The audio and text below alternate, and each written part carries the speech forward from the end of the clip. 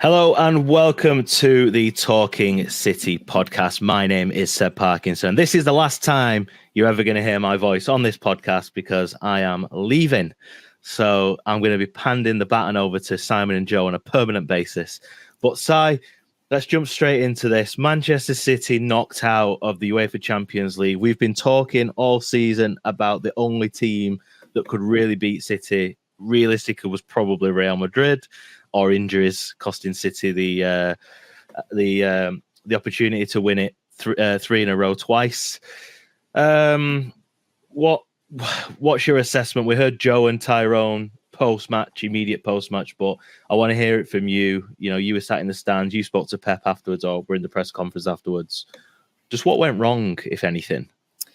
I mean, it was a day so the game was Wednesday and I had Thursday off. I was absolutely delighted to have Thursday off because what can you say, really? City were the better team. 9 times out of 10, 99 times out of 100, you play that game and City win. But it was the one time they didn't. Could they have taken better penalties? Yes. Should they have been better in attack over the course of 120 minutes? Yeah. But they created the chances to win, and they got the 14-time winners of the Champions League and European Cup to come to set up more defensively than Luton Town did at the Etihad. On top of closing the roof in the first leg, changing the team hotel to try and sort of get a bit more luck for the second leg. They then turned up, and I don't think they had a shot in normal time after the 12th minute when they scored a goal. City battered them. They just didn't score enough goals. They didn't defend well enough in that one moment, and they didn't score enough goals after that. It was very much kind of one of those games where you just kind of left saying, that's why we like football. Yeah, because I remember before the game we were looking at it and we were sort of saying, on paper, City should be going out there and beating Real Madrid. They absolutely destroyed them at the Etihad last season. Despite a slightly remodeled squad, it's majorly the same players that were there last season, other than Bellingham coming in, Benzema going out, the two sort of main changes there. They've obviously got their third choice goalkeeper in, but he was great in the penalties though, weren't he? And you just sort of it felt nervy when the game began. It felt nervy, and then when Real Madrid took that lead, it was like, here we go. But in a way, I thought that was going to allow City to go, okay, brakes are off now. Let's just go for it. And they didn't. Yeah, I mean, I sort of disagree that it felt nervy. It kind of felt calm.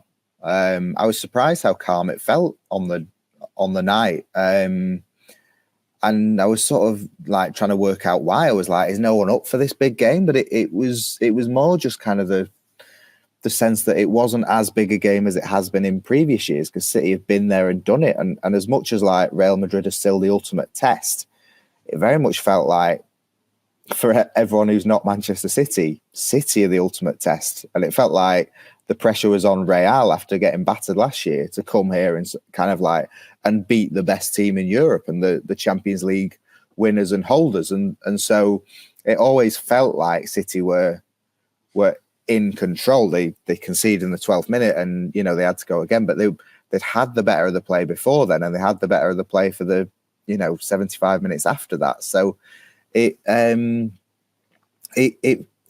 of felt like City, against Crystal Palace or something. You're just kind of waiting for them to, make their dominance count on the score sheet. Yeah, do you think that could be down to the fact that it was a quarter-final rather than a semi-final? It's there's still another 2 games to go, or do you feel like City have played Real Madrid, I think, 3 seasons in a row now, and do you think the fans are just a complacency element maybe, or the players maybe? No, and I mean, once the game started, the fans were terrific and the players put every effort in. I think it didn't feel in the build-up quite as big a game, in part because it's a quarter-final rather than a semi, and in part because semi-finals, it's been, May, and the weather hasn't been 4 degrees. It felt like winter, so it's not when, football titles are won. But also, I think just that pressure off because City have been there and done it. I saw someone say afterwards, if they hadn't won it last year, then we'd be saying all these same things about Pep and the Champions League, and it's like, well, yeah, but they won it. So you can't say those things because they've won it, and they've been, a penalty shootout away from getting to a semi-final and being heavily favourites to win it again. I saw some Bayern fans watching the shootout and cheering because Real Madrid got through, and it's like, what a world where Bayern fans would rather face Real Madrid than face Manchester City. So City are just a big deal now, and they went out, but I think you can guarantee that they'll be back next year. Let's just have a quick talk about them penalties then. So Bernardo Silva's penalty, just embarrassing, really. I mean, do you think the pressure got to him with the fact that the fans were keeping the ball, or should he have been taken? I mean, was it embarrassing? It looks embarrassing because the keeper saved it. But if the keeper dives and it goes straight down the middle, everyone's saying it's a really great penalty. I think because there's so much, the upshot of that game was it was a coin toss. And yeah, players can perform and players can take good penalties or bad penalties. But at the end of the day, a good penalty or a bad penalty is largely deemed by, did it go in the net? Just did the team win or did the team lose? So yeah, I mean, it felt like a bad penalty from Bernardo. If he hit it again, maybe he wouldn't. I saw some footage from when Bernardo had taken one against Chelsea in the League Cup final, and he'd hit it straight down the middle, and Kepa had dived, and it looked like a good penalty. Now, Kepa was on the bench for Real Madrid on Wednesday, and people were saying, oh, Kepa's told Lunin to stand where he is. And maybe that happened, maybe that didn't. But how weird is it for a goalkeeper just to stand up and stay in the middle? If Bernardo had smashed that into the corner, you'd all be saying, oh, what's the goalkeeper doing? Why isn't he moving? You've got to move for penalties. You've got to dive. So it's one of those things where it's reverse engineered. I'm sure Bernardo's absolutely devastated that his penalty didn't go in, and it looks pretty naff. It looked like the penalty of a tired man, and he ran more than anyone else in the game, so he had more cause to be tired than anyone else. But again, that's just us imposing things when we don't really know the full story. And, I think the full story is just it's coin toss. Yeah, I think when I watched it, and I think Joe and Ty talked about this, that people were saying, "Oh, did he Panenka that?" And it was like, no, he just sort of chipped it down the middle, but it was almost like a pass back. It almost felt like he just passed it to the keeper, but it reminded me of a Dimitar Berbatov penalty that he took in, I think it was in the League Cup, where it was to win the game, and he just side-footed it casually, like a pass back down the middle. What about when you saw Ederson stepping up then? Again, you sort of think, oh God, here we are, because it's a bit like when Rodri has stepped up a few times, and Rodri is desperate to take penalties, and the penalty he took a few years ago, he actually scored, but Pep was like, yeah, he's not taking another penalty. He scored it, but it was a bad penalty. And he scored, I think he scored one for Spain in the international break, so he clearly can do it. But Ederson, people have said Ederson's the best taker in the squad, but Pep won't allow him to take penalties in normal time. So you sort of oh God, imagine if after all this time Ederson steps up and then misses it. But he didn't, and so it was a very good penalty. It was, it was a better penalty than Silva's or Kovacic's. So it was unsavable pretty much, which is all you can ask for at that moment. Yeah, well, he's not the first South American goalkeeper to be incredible at penalties. I don't know if you know the name Jose Luis Chilavert, Paraguayan goalkeeper who used to be the free kick taker for his team, and he scored free kicks from the halfway line from 25 yards, and he was the penalty taker as well. And if you've not, and anybody listening who's not, just go on YouTube and just type in Jose Luis Chilavert free kicks and penalties. He's got an absolute show reel considering he's a goalkeeper. But Rogério Ceni as well, who's Ederson's hero and now Brazil coach. Yeah. So, Si, after the game then, the immediate reaction to that game, Pep Guardiola was in. I've seen your tweet where where he said it was a fantastic way to lose. Now, obviously, I'm looking at that, watching it, going, Real Madrid have just come to the game, and it almost feels like they have stolen a place in the semi-final, because they were just, City absolutely battered them, other than they just couldn't put the ball in the net, other than De Bruyne's obviously equaliser. So, just from what was he like in that post-match presser? What was his demeanour like, despite what he said? Yeah, he was pretty calm. I mean, what a fantastic way to lose could be a line from Taylor Swift's new album, but it kind of summed up where he's at. Because I said, does it hurt more knowing you've played so well? But I think in Guardiola's mind, his team did kind of everything he wanted. And if you think back to the catalogue of Champions League exits, Monaco, his first season, they went out by not doing what he wanted them to do. They didn't believe fully in what was being asked of them. Anfield, they collapsed. Lyon was a mess. And so, in every game, Guardiola just wants to see his team doing what they've been coached to do and what they have been sort of encouraged to do. And they did. So, I think he said we were at our best, but it wasn't enough. And that is kind of a nice way to put it. Obviously, they could have been better. But, in terms of how Guardiola would have wanted that game to go, it won't have been far off what happened. And I think Ancelotti said as well that their plan wasn't to defend as deep as they did. They just got pinned back by how good City were. So, it did kind of feel a bit like the 4-0 last year, in how it was kind of a storm of City attacks. They just weren't quite as good at finishing them off. Do you think City were that good? Do you think they were as good as Pep suggests? Well, I mean, they were easily the best team on the pitch. And, it sort of it was a decent rearguard effort from Madrid, but I think they conceded 3 expected goals. So it's sort of it was underwhelming in attack from City, but they had complete control. I think, I don't think they're as good a team as they were last year, and I don't think the gap between them and Madrid is as high as it was last year.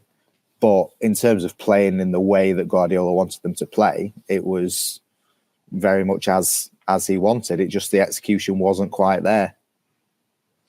But just before we wrap up part one then, Si, Rodri did the mix zone. He did a bit of a huddle. And for people who don't know, little peek behind the curtain, on a European night, there's always a player that will go into the mix zone. And not always. Not always. Well, most of the time, I would imagine. I think most of the time I've seen it anyway. There's but they allow not just the broadcasters in there. They allow sort of anybody that's got access to go in there. So we got sent some footage of Rodri talking to the press, and he just sort of said there was only one team there, as if saying Real Madrid just didn't bother turning up, but they've gone through. So just how do you dissect, how do you unpack what he's saying there? I mean, it's pretty much what we've said. Real didn't have a shot after the 12th minute, and they were playing for penalties from very early on, certainly the whole of extra time. But the time wasting that they had, and the all these players going down with injuries and then jumping up as soon as they were questioned and things like that. It was like City were trying to win the game and Real were trying to survive. So City played all of the football on the night, apart from one very good attack from Real. But it was kind of, I don't know, it was a bit disappointing that it was kind of the best Real Madrid City games have been kind of, attack versus attack. And this was just attack versus defence. Yeah. I've written on the notes here, Si, how does City recover? Now, what I don't mean by that is it's not like, oh, it's the end of the world. What I mean is, quite literally, they played on Wednesday. They're playing again on Saturday. How literally do they recover to go again on Saturday against Chelsea? Lots of ice baths, muscle memory. It's tough because they've not had a defeat like this since they lost to Madrid 2 years ago. It's been a while since a defeat that hurt. So they have to kind of learn and brush it off and move on to Chelsea. I think what has set this kind of Guardiola team apart in the last 7-8 years has been their ability to recover from setbacks. I always think to when they went out against Spurs in 2019 in the Champions League quarters, and then 3 days later they beat Spurs in the league to maintain their lead over a Liverpool team that would get 98 points. So it's really important that they're able to bounce back on Saturday, because if they don't, then they're out of a second competition.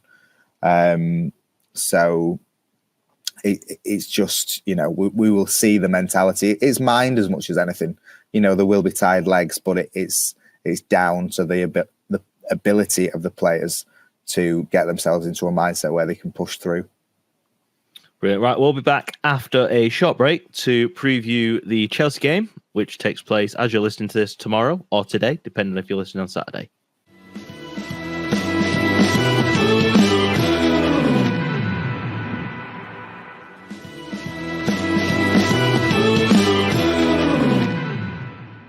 Welcome back to the Talking City podcast. Right side, less of the negativity. Let's get some positives going in. Right. Man City, FA Cup, they're the holders. They haven't lost a game since, I actually can't remember the last time they lost a game in the FA Cup. Liverpool. Yeah. Semi-final.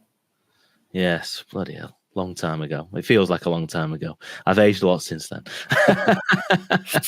Just before we jump into the preview then, side, there's been a bit of a statement, well, not a statement released, some photos released of the North Stand. The update: City obviously going through some serious renovation at the Etihad Stadium, trying to just upgrade the stadium. Corp Live, I think it's just opened down the road, and the North Stand's well underway. What's the latest there? Yes, I think the first bit of steel has gone into the North Stand expansion. It's a year since they kind of got all the planning through to do what they wanted, and construction underway for new extra capacity that will create even more noise in the Etihad and generate even more revenue for the club. So that is it really. It's I think it's still on track for the 2025-26 season, so another season to go, but it's a busy old time at the minute with the hotel being built as well and Co-op Live, so plenty going on. Yeah, and there was obviously the 192 bus from the 1894 group, more of that in the new stand, and the acoustics will be better. I think one of the Real Madrid players said it's the hardest stadium to play in, or scary, whatever it was he said. So, all positive for City in that aspect. So, before we jump into the preview, lastly, there's a bit of a travel warning. Just sort of want to let the listeners know in case you've not seen it and you heading to Wembley on Saturday. Si, what's the warning? Well, basically that loads of people from Manchester are being asked to go down for a game in London for a neutral venue again.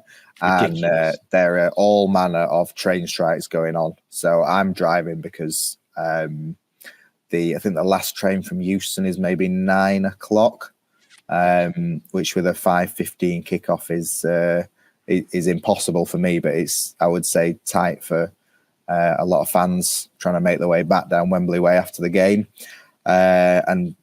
It's so because of the train situation as well, it just makes it even worse because you've got 35,000 fans tens of thousands of fans all using the same roads down to Wembley and back. So I remember the FA Cup final last year with United was even worse, and that kind of added hours to a lot of journeys. So I think it may do the same. And as well, you've got the London Marathon on Sunday. So if anyone's kind of staying over and then driving back on Sunday, there might be roads closed and things like that. So it's once again logistically, Wembley is not the best place to host a neutral semi-final.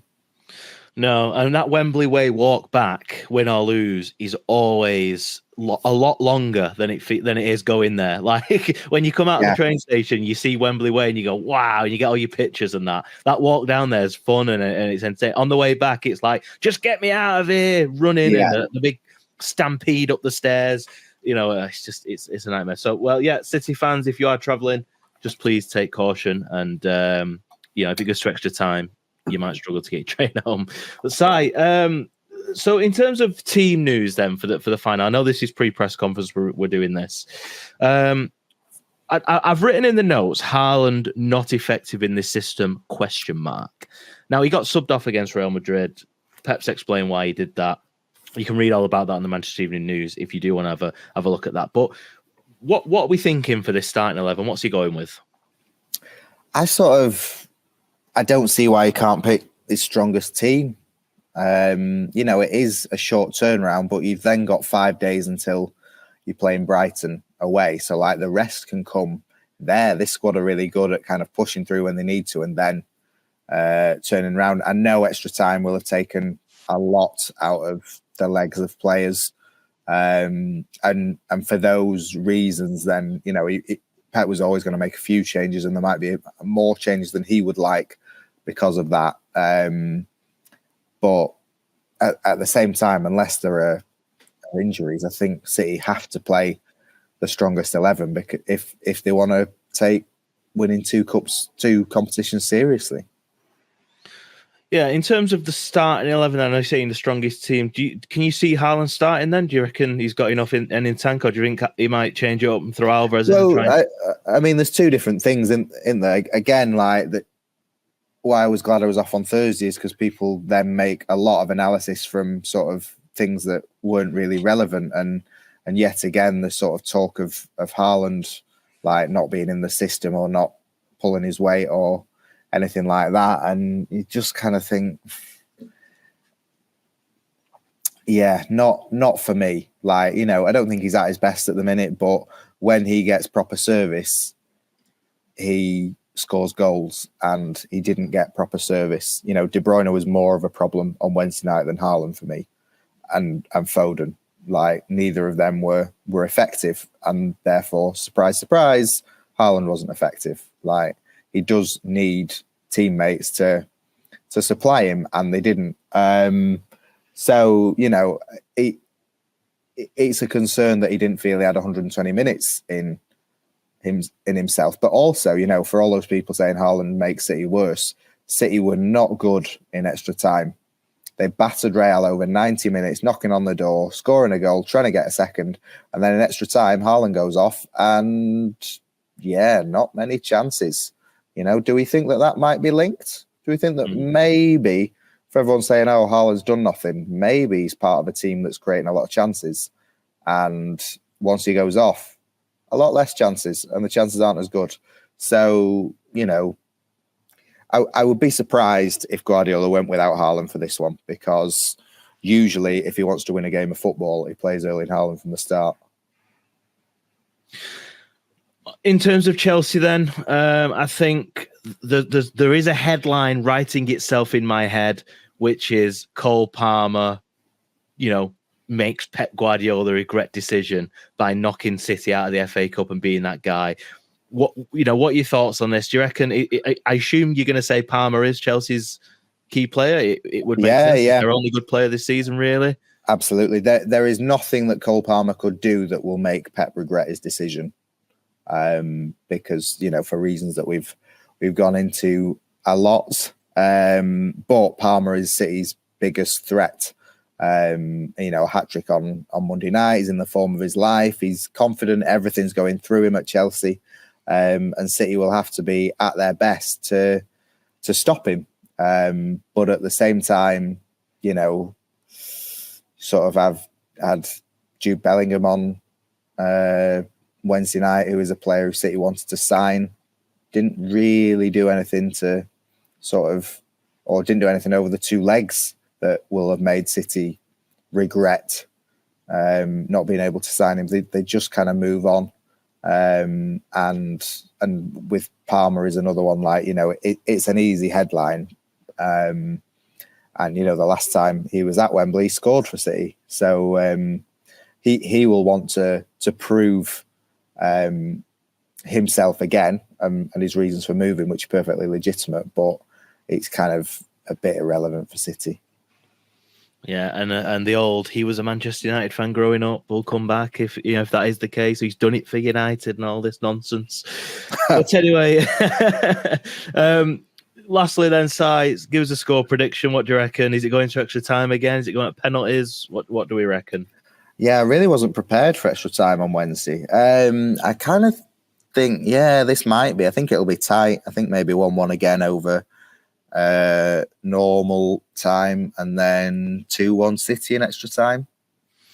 Chelsea are just so unpredictable this season, aren't they? They beat Everton 6-0. They beat United 4-3 after being 3-2 down. But then they can go to another team and get beat 2 or 3-0 and just be absolutely abysmal. And you just don't know which version of Chelsea you're going to get. And I think for that reason, it's very difficult to think. But I'm going to say City 4-1. I'm going to go out on a limb. Wow. I think the last time I gave a prediction, I think it was Luton. I said 6-1 and it was 5-1. So I wasn't so far off. But I don't know. I just think maybe it goes to extra time at 1-1 and then City score 3. But I don't know. I can just see City wanting to shake the cobwebs off and shake the rust off from Real Madrid and just be like, go out there and absolutely destroy Chelsea. And I don't think Chelsea will be prepared for that. Cole Palmer to give Chelsea the lead and then City score 4 goals. That's my prediction. I'm not putting a bet on it because every time I do, it never comes in. But no, I'm going to let you go, Si. Thank you very much for joining me. It's the last time we'll be together. So all the best for you and everybody in the future. And for everybody listening, it's been a pleasure. The reviews have been great. Don't forget to leave a 5-star review. Joe and Simon, I believe, will be back on Monday to review what will be hopefully a win for Manchester City. I also hope it'll be a win for United because I'd like to see a Manchester final again. It'd be good to see for us Mancunians to see a Manchester final. So anyway, Si, thank you very much. I'll catch you in a bit.